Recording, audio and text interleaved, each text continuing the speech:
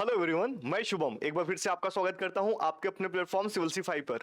उम्मीद करता हूं कि आप लोग ठीक होंगे। आज की जो हमारी क्लास है ना, वो इस बारे में है कि वर्तमान में कौन क्या है। संवैधानिक पदों की बात करूं, राष्ट्रपति हो चाहे प्रधानमंत्री हो, किसके स्थान पे आए हैं और कौन से अनुच्छेद पे इनका उल्लेख है। और ये क्लास उन सभी बच्चों के लिए उपयोगी है जो यूपीएससी, यूपीपीसी या किसी भी स्टेट पीसीएस की तैयारी या वनडे एग्जाम की तैयारी कर रहे हो, सबके लिए लाभदायक है। तो क्लास को अंत तक बना के रखिए। ये पार्ट 1 सीरीज है, इसका पार्ट 2 भी आएगा जिसमें कंप्लीट होगा। ठीक है, तो आइए सबसे पहले स्टार्ट करते हैं। सबसे पहले हम बात करते हैं कि भारत की पहली आदिवासी राष्ट्रपति कौन है। तो भैया पहली जो राष्ट्रपति है श्रीमती द्रौपदी मुर्मू जी हैं। ये 15वें नंबर की हैं। ठीक है, ये वर्तमान में भी 15वें नंबर की हैं। अगर मैं इनकी बात करूं कि इनके बारे में क्या क्या है, ये भारत की पहली आदिवासी है राष्ट्रपति महिला है। इनके पहले कोई भी आदिवासी महिला नहीं बनी थी राष्ट्रपति। ठीक है, और अगर ये बात करो कि भारत के कौन से नंबर की महिलाओं में आती है, तो महिलाओं में ये आती है दूसरे नंबर की राष्ट्रपति। और पहले नंबर की राष्ट्रपति कौन थी? पहले नंबर की जो राष्ट्रपति थी वो श्रीमती प्रतिभा देवी सिंह पाटिल जी थी। ये दूसरे नंबर पे आती है। लेकिन अगर बात होगी आदिवासी महिला में, तो ये पहले स्थान पे आती है। ठीक है, ये चीजें क्लियर है। और ये किस जनजाति से बिलोंग करती है? संथाल जाति से। ठीक है, उड़ीसा की रहने वाली है, संथाल जनजाति से बिलोंग करती है। अगर मैं बात करूं राष्ट्रपति का उल्लेख कहां पे मिलता है, तो राष्ट्रपति का जो उल्लेख मिलता है वो आर्टिकल 52 में मिलता है, आर्टिकल 52 में। ठीक है, आगे चलो।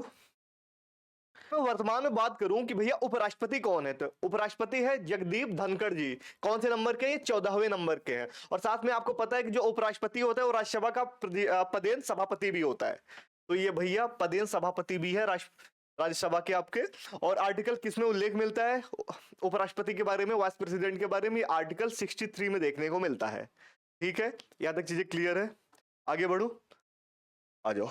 देखो बात हो रही है कि वर्तमान में प्रधानमंत्री कौन है, तो वर्तमान में प्रधानमंत्री जो है श्री नरेंद्र मोदी जी हैं। कौन से नंबर के हैं? ये भारत के 15वें नंबर के प्रधानमंत्री जी हैं। और अगर मैं बात करूं प्रधानमंत्री का उल्लेख कौन से आर्टिकल में मिलता है, ये आर्टिकल 74 और 75 में देखने को मिलता है। ठीक है, भूलोगे तो नहीं ना। आगे चलूं, आ जाओ। अब देखो न्यायिक प्रमुख की बात हो रही है। न्यायिक प्रमुख का मतलब यह है कि वर्तमान में मुख्य न्यायाधीश कौन है, अटॉर्नी जनरल ऑफ इंडिया कौन है, ये सारी चीजें आज इसमें देखेंगे। ठीक है, तो मैं बात करूं कि वर्तमान में न्यायमूर्ति कौन है अपने भारत का, तो भैया वो है BR, मतलब भूषण रामकृष्ण, जिसको शॉर्टकट में पढ़ते हैं BR गवई जी हैं।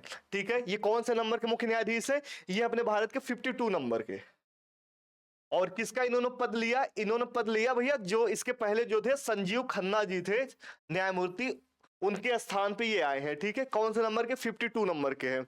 अगर मैं बात करूं कि कौन से आर्टिकल में ये है कि मुख्य न्यायाधीश का पद का प्रावधान, ये है आर्टिकल 124 का 2। ठीक है, भूलोगे नहीं ना, याद रखोगे। फिर से समझो, वर्तमान में मुख्य जस्टिस कौन है? चीफ जस्टिस ऑफ इंडिया जिसकी बात करते हैं, मुख्य न्यायाधीश कौन है? ये हैं भैया अपने BR गवई जी हैं। और अगर मैं बात करूं कौन से नंबर के अपने यहाँ पे हैं, तो ये बने हैं 52 नंबर के मुख्य न्यायाधीश। ये किसकी जगह पे आए हैं? ये आए हैं भैया संजीव खन्ना जी के स्थान पे। ठीक है, ये रहे। अब मैं बात करता हूं अगले पद की। अब देखो बात हो रही है कि भारत के वर्तमान में महान्यायवादी कौन है, मतलब जिसको कहते हैं attorney general for India. Attorney general of India कौन है? R वेंकट रमणी जी हैं।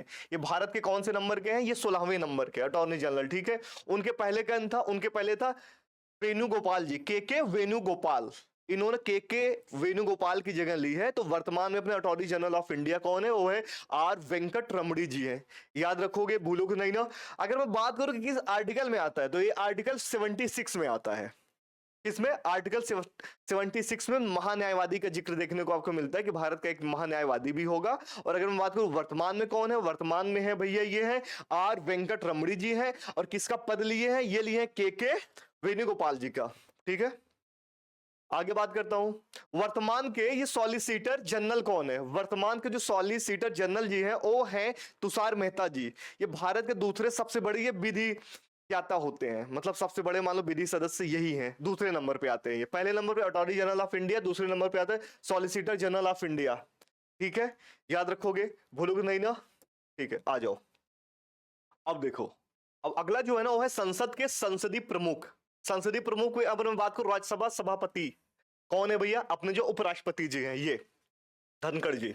ठीक है, अगर मैं बात करूं कि लोकसभा अध्यक्ष कौन है, लोकसभा अध्यक्ष आपको अच्छे से पता है कि ओम बिरला जी हैं। ये 18वीं लोकसभा की बात हो रही है, अभी वर्तमान में 18वीं नंबर की चल रही है, जिसके अध्यक्ष कौन है, ओम बिरला जी। ठीक है। और मैं बात करूं कि विपक्ष के नेता कौन है, विपक्ष के नेता अपने हैं राहुल गांधी जी, जो कांग्रेस पार्टी से बिलोंग करते हैं। ठीक है, आगे चलो, आ जाओ। अगला क्या है, निर्वाचन आयोग के बारे में बात हो रही है। निर्वाचन आयोग की मैं बात करूं, जो ज्ञानेंद्र कुमार है, ये भारत के 26वें नंबर के इसके निर्वाचन आयुक्त हैं। ठीक है, मुख्य निर्वाचक आयुक्त जो हैं वो कौन से नंबर के, वो है 26 नंबर के। क्या नाम है उनका, ज्ञानेश कुमार। ये अगर मैं बात करूं निर्वाचन आयोग का परिचय के बारे में कि भैया कब स्थापना हुई थी, तो जो इसका स्थापना दिवस है वो 25 जनवरी 1950, क्या याद रखोगे, 25 जनवरी 1950 को निर्वाचन आयोग का गठन किया गया था। संवैधानिक आधार क्या है, अगर मैं आर्टिकल की बात करूं, जो निर्वाचन आयोग है वो आर्टिकल 324 में आता है। ठीक है, याद रहेगा, भूलोगे नहीं ना। ये देखो 324। ठीक है, निर्वाचन आयोग, वर्तमान में आयुक्त कौन है इसके, ज्ञानेश कुमार। कौन से नंबर के, 26 नंबर के। अब मैं बात करूं सीएजी, वर्तमान में सीएजी का जो प्रमुख कौन है, सीएजी का जो प्रमुख है वो भैया है के संजय मूर्ति, श्री के संजय मूर्ति जी हैं। और ये कौन से नंबर के हैं, ये है 15वें नंबर के। तो आपको याद क्या रखोगे, कौन से नंबर के हैं, ये 15 नंबर के हैं। और कौन है, अपने श्री के संजय मूर्ति जी हैं। और इन्होंने किसका पद लिया है, मतलब किसके स्थान पे आए हैं, ये आए हैं गिरीश चंद्र मुर्मू के स्थान लिया है, गिरीश चंद्र मुर्मू के स्थान पे। ठीक है। और अगर मैं बात करूं सीएजी का आर्टिकल क्या है, आर्टिकल 148, 148 जो है नंबर का जो अनुच्छेद है, वो सीएजी के बारे में उल्लेख है भारतीय संविधान के। ठीक है, भूलोगे तो नहीं ना। ये देखो, आगे चलूं, आ जाओ। अगला क्या है, भारतीय सशस्त्र सेनाएं। अब यहां पे बात हो रही है कि भैया सेनाओं के बारे में। तो अगर मैं बात करूं कि सीडीएस का जो भारत का जो दूसरे सीडीएस के जो प्रमुख हैं, तो कौन है दूसरे नंबर के, वो है भैया अपने लेफ्टिनेंट जनरल अनिल चौहान जी हैं। और पहले कौन थे, पहले थे अपने सर बिपिन रावत जी, बिपिन रावत जी, जिनका हवाई दुर्घटना हेलीकॉप्टर में देहांत हो गया था। ठीक है। और अगर मैं बात करूं, ये जो मैंने अभी आपको बताया, बिपिन रावत जी है। वायुसेना के प्रमुख कौन है, वायुसेना के जो अध्यक्ष है वो है अमरप्रीत सिंह जी है। और नौसेना के कौन है, वो है दिनेश त्रिपाठी जी। याद रखोगे। देखो मैंने इसमें क्या बोला, मैंने यही इसमें आपको कहा ना कि फर्स्ट अगर सीडीएस की बात होगी, पहले सीडीएस कौन थे, तो पहले सीडीएस का नाम आएगा जनरल बिपिन रावत जी थे। दूसरे नंबर पे अभी वर्तमान में कौन है, वर्तमान में अनिल चौहान जी है। अगर मैं बात करूं कि वायुसेना का अध्यक्ष इस समय कौन है, तो आप क्या बताओगे, अमरप्रीत सिंह जी बताओगे। और अगर मैं बोलूं कि नौसेना के अध्यक्ष कौन है, तो नौसेना के अध्यक्ष आप बताओगे दिनेश त्रिपाठी जी है। ठीक है। अब अगर मैं आपसे कहूं कि थल सेना के प्रमुख कौन है, तो आप बताओगे उपेंद्र द्विवेदी जी।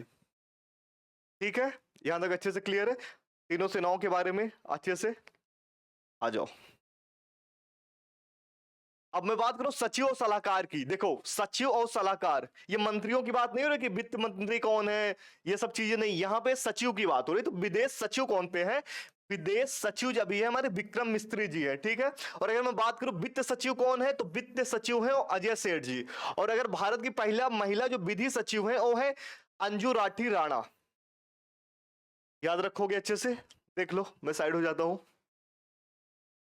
मैंने क्या बोला, विदेश सचिव कौन है, वो है विक्रम मिस्त्री जी। वित्त सचिव कौन है, अजय सेठ जी। अगर मैं बात करूं भारत की पहली महिला विधि सचिव कौन है, वो है भैया अंजू राठी राणा जी। याद रखोगे, भूलोगे नहीं ना। आ जाओ आगे। अब मैं बात कर रहा हूं राष्ट्रीय सुरक्षा सलाहकार की, जिसको कहते हैं उसको नेशनल सिक्योरिटी एजेंसी। वर्तमान में कौन है इसके अध्यक्ष, श्री अजीत कुमार डोभाल जी। ठीक है।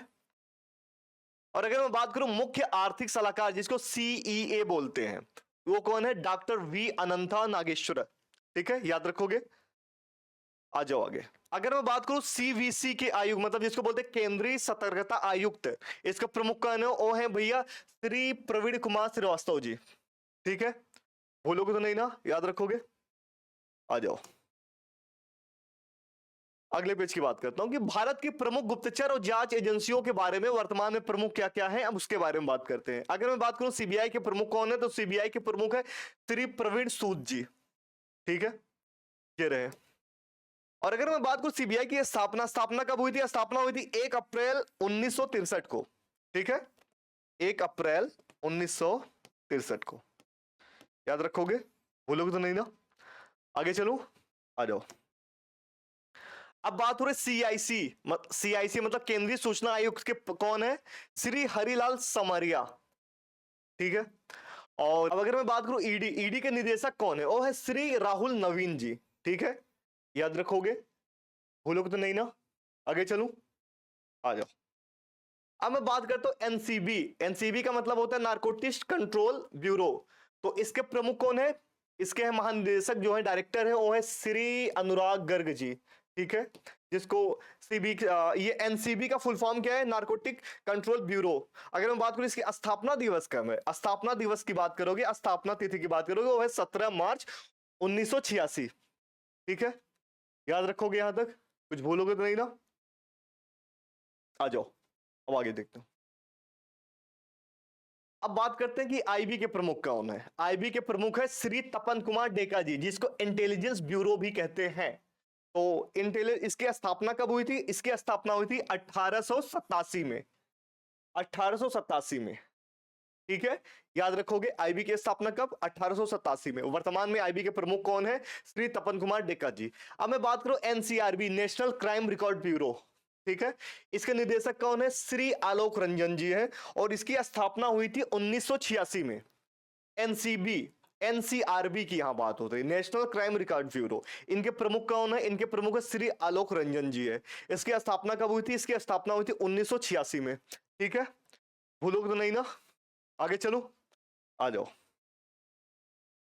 अगर मैं वर्तमान में बात करूं बीएसएफ के डायरेक्टर कौन है, तो आप बताओगे दलबजीत सिंह, ठीक है। और अगर मैं बोलूं बीएसएफ की स्थापना कब हुई थी, तो आप बताओगे 1 दिसंबर 1965 को। और अगर मैं बताऊं कि सीमा सुरक्षा बल अधिनियम के कौन सी ईयर का है, तो आप बताओगे 1968 की, ठीक है। पीडीएफ के लिए परेशान मत होना, मेरी क्लासेस देखना, टेलीग्राम लिंक मिलेगा वहां के ग्रुप में, मैं वहां पे शेयर कर देता हूं, जाके ग्रुप को ज्वाइन कर लेना, ठीक है। आ जाओ आगे। अब मैं बात करूं सीआरपीएफ का प्रमुख कौन है। सीआरपीएफ के जो प्रमुख हैं वो है भैया ज्ञानेंद्र प्रताप सिंह, सीआरपीएफ के प्रमुख। इसकी स्थापना कब हुई थी? इसका नाम पहले, वर्तमान में जो सीआरपीएफ का आप नाम देखते हो, सेंट्रल रिजर्व पुलिस फोर्स, वर्तमान में ये नाम है, इसके पहले कुछ और भी इसका नाम था। तो बात करता हूं किसी स्थापना और इसके नाम परिवर्तन की, तो स्थापना तिथि क्या है? वो 27 जुलाई 1939 को है। पहले नाम क्या था? क्राउन रिप्रेजेंटेटिव पुलिस, ठीक है। ये क्राउन के टाइम की बात हो रही है, मतलब समझ रहे हो, ये जब अपना देश आजाद नहीं हुआ था 1937 38 39 वहां के टाइम, इसलिए इसका नाम क्राउन पड़ा हुआ था। लेकिन अभी क्या है? अभी इसका जो नाम है, इसका नाम है सेंट्रल रिजर्व पुलिस फोर्स, ठीक है। नाम परिवर्तन कब हुआ था? ये 28 दिसंबर 1949 को हुआ था। ये याद रखना, ये इंपॉर्टेंट फैक्ट है, ये जरूर पूछता है सीआरपीएफ को पहले क्या नाम था, वर्तमान में क्या नाम है, सीआरपीएफ का नाम कब चेंज किया गया। तो इसका नाम कब चेंज हुआ था? इसका नाम चेंज हुआ था 28 दिसंबर 1949 को। पहले नाम क्या था? क्राउन रिप्रेजेंटेटिव पुलिस, ठीक है। याद रखोगे? तो यहां तक आज हमने बहुत सारी चीजें, वर्तमान में कौन क्या संवैधानिक पद पे है, हमने पढ़ लिया। इसी के क्रम में कल हमारी इसका दूसरा लेक्चर आएगा, और कल की क्लास पूरी कंप्लीट हो जाएगी। इसका पार्ट 1 ये था, पार्ट 2 कल आ जाएगा। ये उन सभी बच्चों के लिए है जो हाल ही फिलहाल में सबका एग्जाम है। जैसे अगर मैं एसएससी की बात करूं, एनटीपीसी की बात करूं, या अभी यूपीएससी का एग्जाम होने वाला है, तो कहीं ना कहीं इससे भी क्वेश्चन बनते हैं। तो आई होप आपको क्लास पसंद आया होगा। तो क्लास पसंद आया तो शेयर कीजिए, और चैनल पर नए हैं तो सब्सक्राइब कीजिए। Thank you.